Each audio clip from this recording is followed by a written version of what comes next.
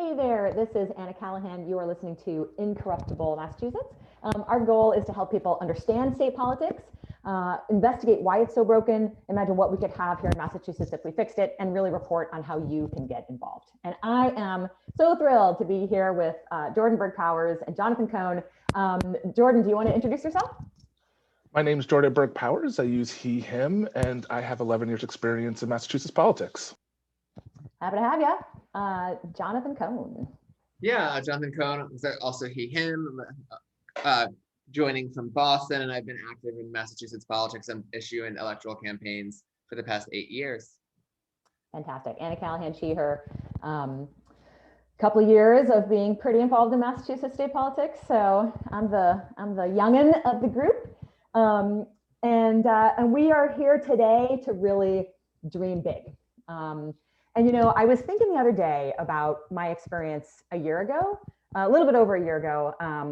You know, I was a Bernie person, but I know people who were Warren people with the same experience, right? There was this moment during the presidential primaries where, you know, it really looked like one of them was going to win. Like it really looked like they were going to win. And I was literally in my life going moment by moment thinking to myself, when we have our next president, that's not going to be this way, you know? And so I'd be like biking down the street and like just bracing for like hundreds of potholes. Like you can't avoid the potholes. This is impossible because there's like 100 in a 1-block street. And I was like, it's not going to be like this, you know?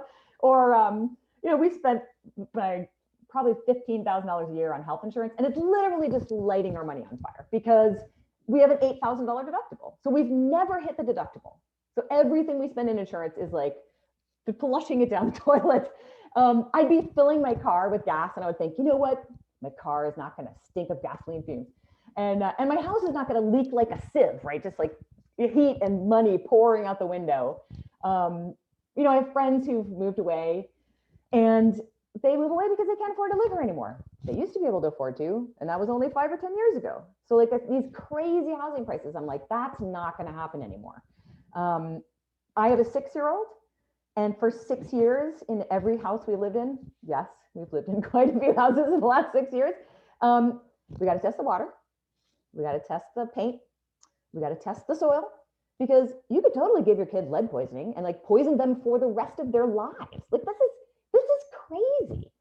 And the number of people I know who either don't have a job, they have 2, 3 jobs, like people should just have a job. And this, you know, there's another thing that we call having a life, right? And that means you can not only have a job, but you get to see your friends. You get to spend time with your family. And this is something that other cultures and other countries do. And like in America, I don't know anybody who has time to have a life. It's just not a thing. So that was this dream that I had. And I was realizing that there is no reason at all why we cannot have that here in Massachusetts for 7 million people. 7 million people could have that dream. There's nothing stopping us. Well, okay, there's a few things stopping us, and we'll get to those. But like we really could, we have something called a state government. You know, like nobody thinks about it, but our state government could easily make all of those things true for us. Yeah. And when I think about like the big dream, and I have lots of them for this state, I always think about like, what is it about the 1950s that people have nostalgia about? What are the reasons that people want to go back to this magical time, so-called magical time? And one of the reasons is that it was a time where people built a middle class, and that was made possible because we tax rich people. It's very simple. There's so many wonderful things we could be doing if we did the simple thing of taxing rich people the same way we did in the 1950s, where we taxed rich people at a high rate, and we diversified who we were taxing. So there was lots of different ways that we were taxing rich people, and we weren't just simply depending on poor people and middle-class people. And that built all the things we loved: schools, you know, roads, bridges, all the big things, those big projects. Obviously, we don't need to build more roads, but we could be building infrastructure if we just tax rich people and invested it back in ourselves. And to that point, we're one of the states with some of the highest per capita rates for billionaires and millionaires, and one of the highest rates of inequality here in Massachusetts. And that simply doesn't have to be that way. that we don't need to be one of the most unequal states. We could tax those millionaires and billionaires in the state more to help create the world we want to see in the state. Because I like it. That the money's there. That there's so many of the kind of the big dreams that we might have. The kind of the easy go-to response from a naysayer is, "Oh, but we can't afford that." But that's just simply false. If we're one of the richest states in the U.S., we can do the things that we want if we have the political will to do them. Yeah, and I just want to like take listeners to this magical place where our schools are not falling apart. Like they are wonderful centers where where our children are dreaming of what they can be, right? I think of schools as places that should be dream factories, right? They should feel that way.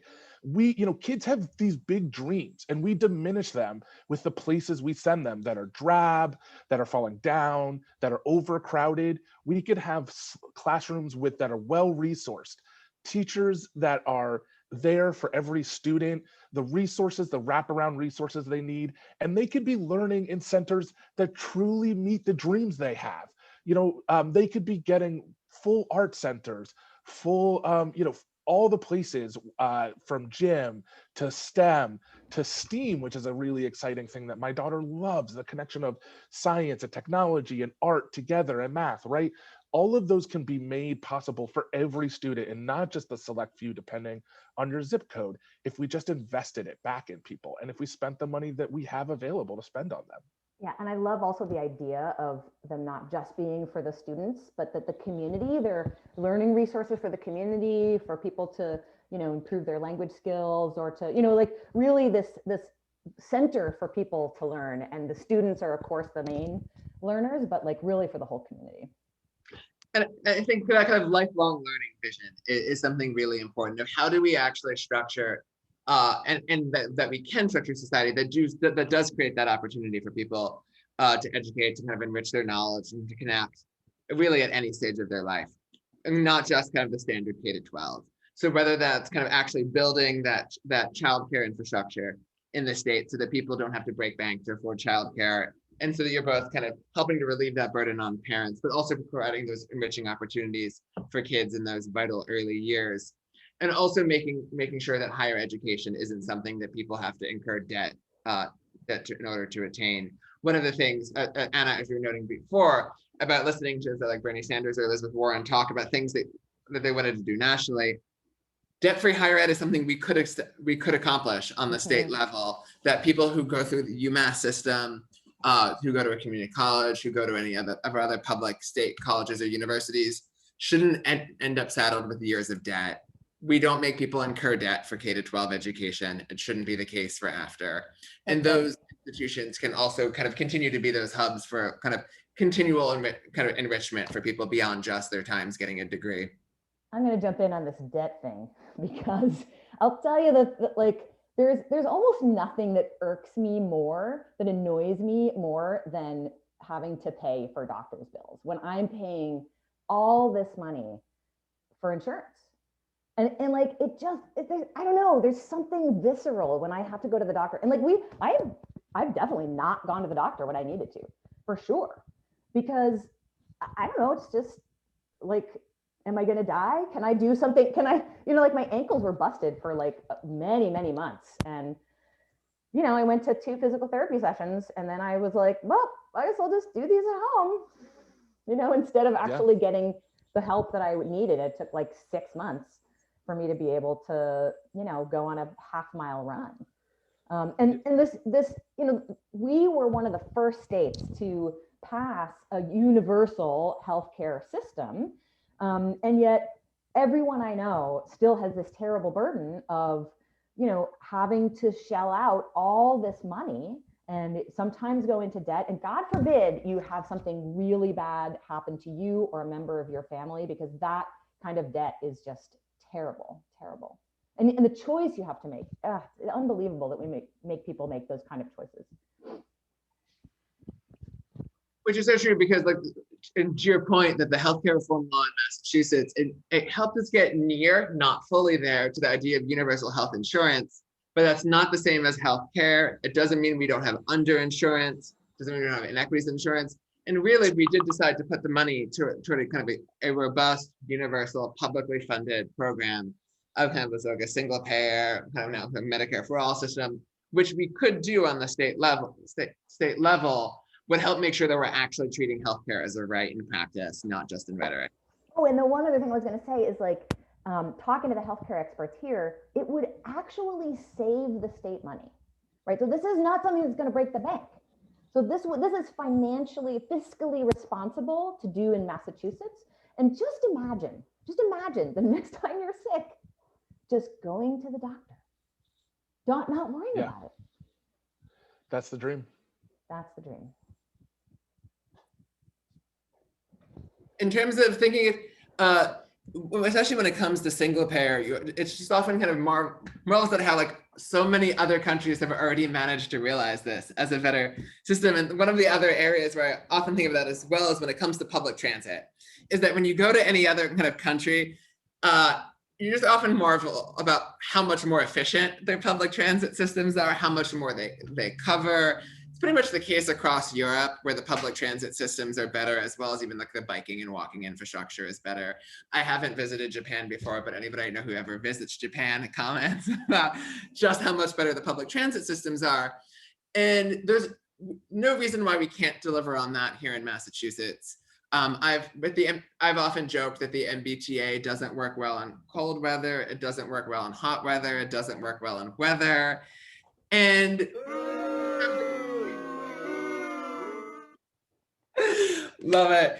And if we actually put the resources to it, we could build a far better system that is both more kind of efficient in moving people around to places in terms of it being just kind of getting there faster, but also at covering more territory.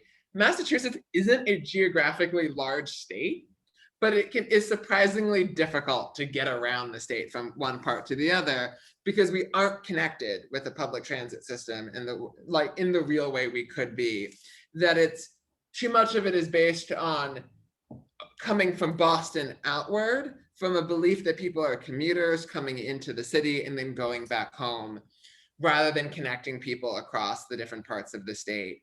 Or even, let's say that we could, even with just say within a municipality, of having a better bus system to get people around their own city or town without having to kind of own a car, which is expensive and not particularly sustainable. And environmental, yeah.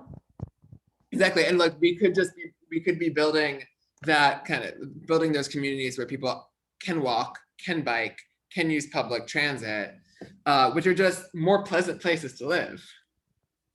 Mm-hmm. Well, speaking of living, right? I mean, Jonathan, you and I were talking about this the other day, like how, we both live in areas where it's really transient. Like people cannot afford to stay. So you move somewhere and you think that you're going to stay there, right? You're like, I love this place. Either you were born there and you have no desire to move, or you moved there and you're like, this is great. I want to raise my kids here. I love it. 5 years, 10 years later, like you can barely even rent anymore. And the idea of buying, like it's insane. Like how could you possibly buy in the place where you currently live? Like that is crazy. The idea that people cannot live in the same town their parents live in, that they grew up in. Like it's not just that it's bad for the individual people. Like it's really bad for us as a culture and as a society to not have those bonds that you have with people that you grew up with, and that that are your family members. It's much healthier for everybody if we can maintain our sort of social fabric. Yeah, and having to move around a lot is destabilizing for kids. It's a stress that you have if you've ever had to move, right? And there's no reason that people should have that much instability in where they live and how they get around. And, unfortunately also housing is where we build wealth. It's where our society sort of gives people opportunities for next generations. And it's why Black and brown people, and especially marginalized communities, were purposefully pushed out of the opportunities to house, right? To have housing, to have opportunity. And so that's, the sort of way in which, there's this interesting thing where Black people tend to live next to other Black people, regardless of their economics. But white people live next to other white people with similar economic backgrounds, right? And so that sort of pushing people together is on purpose, because then it's easier to keep people and police people who are certain types, who look a certain way, who live in certain communities. So when I'm envisioning a better world, like a better Massachusetts, it's one where we give people pathways to own if they want, or to rent in place for long periods of time if they want, if that's the thing they want. And it's communities which are knitted together because they know each other, because they're connected, and there isn't that need to just bring armed people to solve simple things. My dream is that when you call the fire department, when you have a fire, the fire department shows up. When you have a medical emergency, an EMT shows up.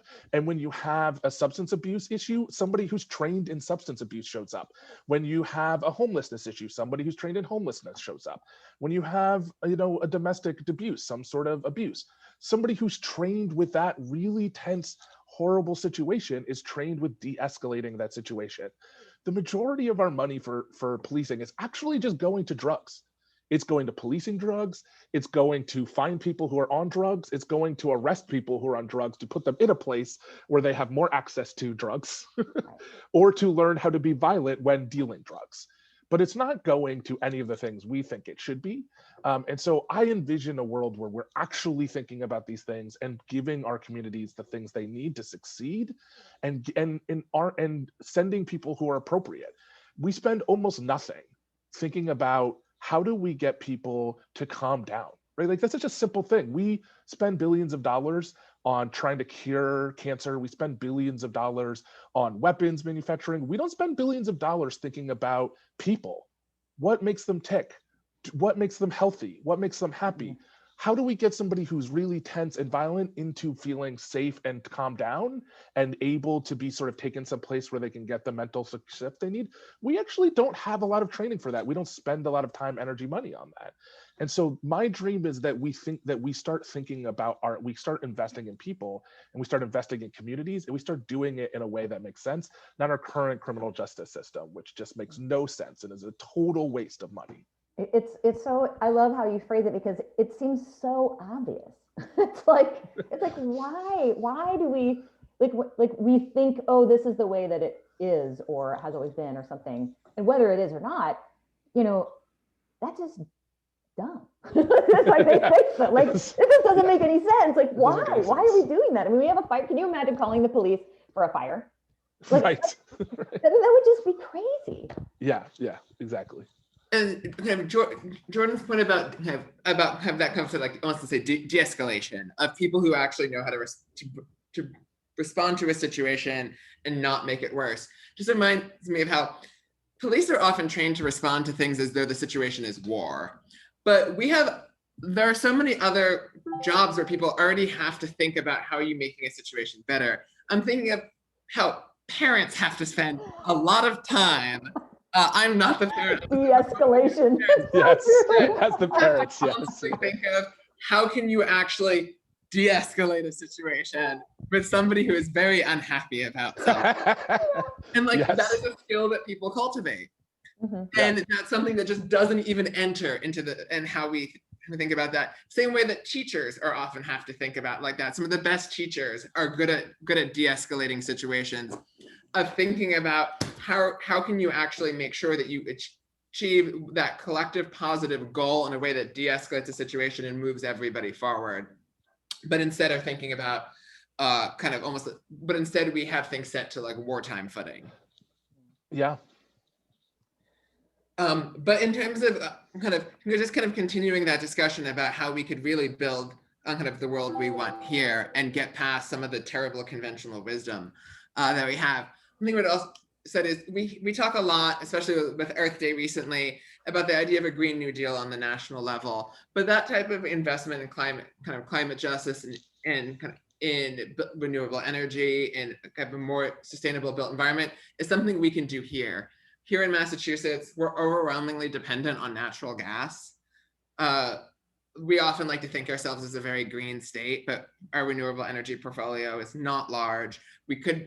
We as a state have access to a lot of potential wind energy, thinking about the Cape, which could be a great resource. I want to sing what we already have, as well as doing things like improving our housing stock. We were talking about housing earlier. By retrofitting homes is something that we could do that has a great kind of great equity connections as well, given that it's disadvantaged communities of color, low-income communities that tend to suffer from really old housing stock that could be improved, brings down energy bills, creates jobs, and helps the environment as well.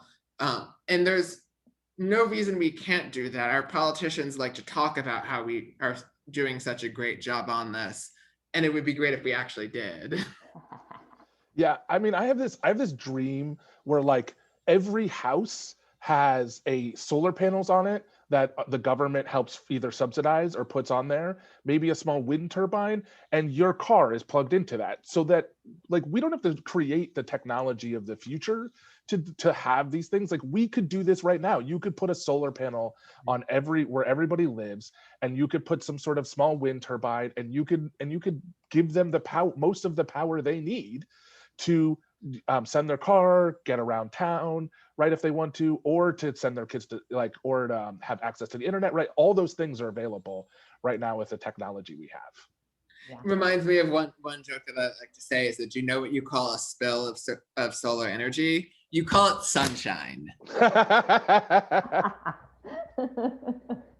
Mm-hmm. Yeah. It's so fun to think about what our dream lives could be. But for me, it's not just a dream. Like it was this almost reality. And to think that we don't have to wait for national politics. Like we could make that happen here. And there are 7 million people who live here, who could be living in this world that we all see, this world that I think all the listeners probably see as well. And hopefully you can like taste it. It's like, oh man, like Jordan, like you said, there's new technology we need. Like we have everything to do this. But we gotta be able to pass it through our legislature. And so the rest of this whole series is going to be talking about that. And I so look forward to our next conversation that we'll have next week. Thank you, Jordan. Thank you, Jonathan. We'll see you all soon. Thanks. Yeah, This is great.